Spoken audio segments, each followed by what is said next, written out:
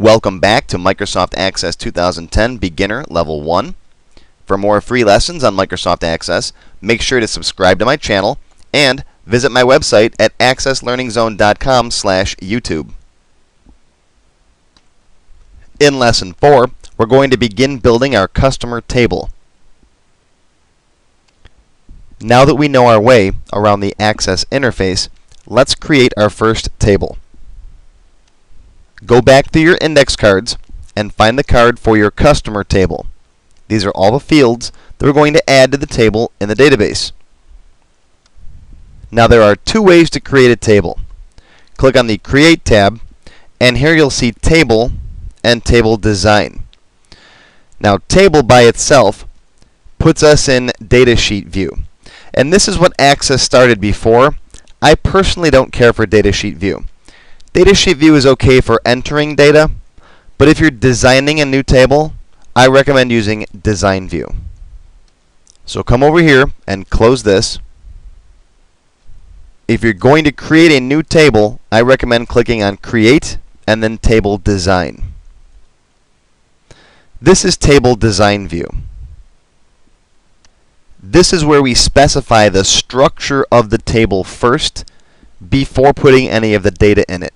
And that's the main benefit of using a table in Access, is you can define the structure of the table and enforce rules and what kinds of data go into each field.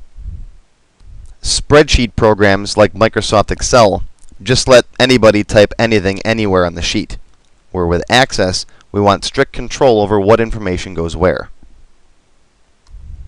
Down below here, you can see we have three columns. The first column is where we type in the field name.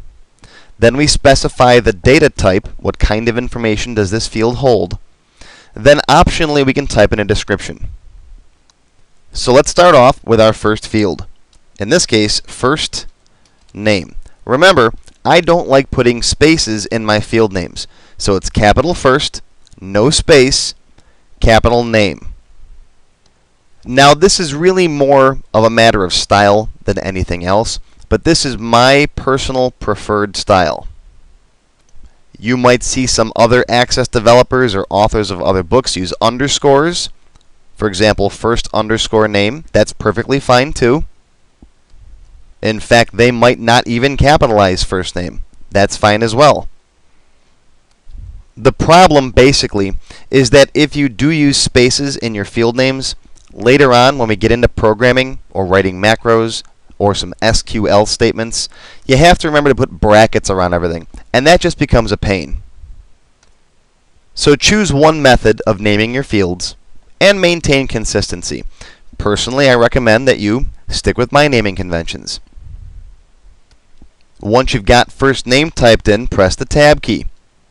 Now we're at the Data Type column. This is where you specify what kind of data the first name field is going to store. If you drop this box down, you'll see the complete listing of all the different data types that Microsoft Access supports. The first type of data is text, and you'll probably use text fields more than anything else. Text fields are most printable characters, A through Z, uppercase and lowercase, and 0 through 9, plus pretty much everything else on the keyboard that is a printable character. Text fields can be up to 255 characters long, so they can store a decent amount of information. The next data type is a memo field. Memo fields are essentially very long text fields.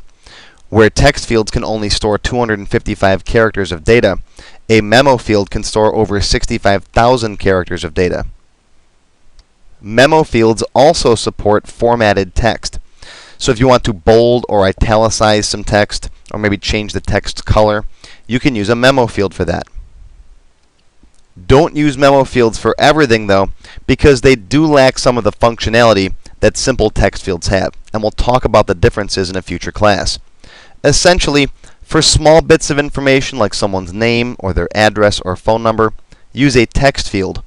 If you have to type in lots and lots of information or formatted text, use a memo field. Next we have numbers. Number fields can store either counting numbers, also called integers, or decimal values, also called floating point values. Unlike text fields, you can perform calculations on numbers. So you can calculate the sum or average of a bunch of number fields, for example. A date-time field can store either a date or a time or both. So you could have January 1st, 1980, or just 4:55 p.m., or you could have January 1st, 1980 at 4:55 p.m. Those are all valid date-time values. Next, we have the currency data type, which is a special number that is optimized for dealing with dollar values. A yes/no field stores either a true or false value. It may be called yes/no, true/false, on/off. These are called Boolean values. Next, we have a very important data type called an auto number. An auto number is essentially an automatic counter field. It will start at 1 with the first record, and Access will automatically increment that number for you with each following record. So the next record is 2, then 3, and so on. You don't need to worry about maintaining that auto number yourself. We'll use auto numbers for identifying unique records. Each customer, for example, will have a customer ID that is an auto number. Next, we have OLE objects. OLE stands for Object Linking and Embedding, and this is basically anything that you can copy and paste in Windows. It can be a picture, a document file, a video, an Excel spreadsheet, a sound clip. Anything you can copy and paste in Windows can generally be stored in an OLE object. Similar to an OLE object, an attachment data type field can store pretty much any kind of file in Windows. Attachment fields have some advantages and disadvantages. For example, attachments can be compressed to save space in the database. We'll talk about the differences between attachments and OLE objects in a future lesson. A hyperlink field is good for storing a link to a web page or an email address. If the user clicks on the hyperlink, their web browser or email program will launch automatically.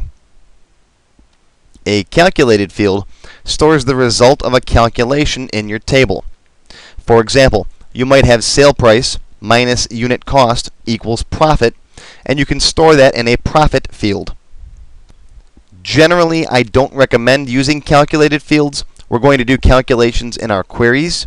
There are some exceptions, and we'll talk about those later. Finally, we have the lookup wizard. The lookup wizard allows you to look up a value from another table. For example, you could use it to select a customer while you're in your order table. Personally, I don't like lookup wizards. We'll talk about lookup wizards in a future class. So now that we know the basics of all the different data types, which one do you think we should use for the first name field? That one's pretty easy. Let's pick text for that one. Now you can optionally type in a description over here. You don't have to. In fact, I almost never use descriptions.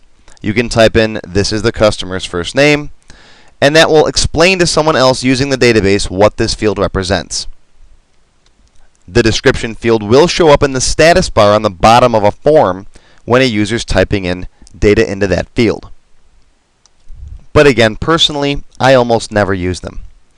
So let's move down here and type in the next field name. Let's go with last name. Last, no space, capital, name. We'll also make that a text field. Tab, tab. That'll move us to the next row. Now, what about fields for middle initial or middle name? Prefix, like Mr. or Miss. Suffix, like senior or junior. That's completely up to you. Create as many fields as you want to store whatever data you think you're ever going to need. For the purposes of class, I'm going to keep things simple and just use first name and last name. That's all I ever use in my business, and that's, I think, what most companies use. But, again, break down your information as much as possible. If you ever think you're going to need it in the future, create a field for it. It's much easier to put data fields together later on than it is to try and split them apart. So if you ever think you're going to need a salutation field, add that in now. Continuing on, I'm going to type in a company name field. That's also text. Let's add an address field. That's also text. Now, I've always been happy with a single address field. Some people have address 1, address 2. I don't bother because an address line will wrap around to a second line if necessary if you go to print it out on a report. However, I've also seen some people break the address field down into the street number, the street name, and the street type, whether it's a drive, avenue, and so on. So that's really a decision that you have to make. For me personally, I've always been happy with a single address line. I will create separate fields for city, state, postal code,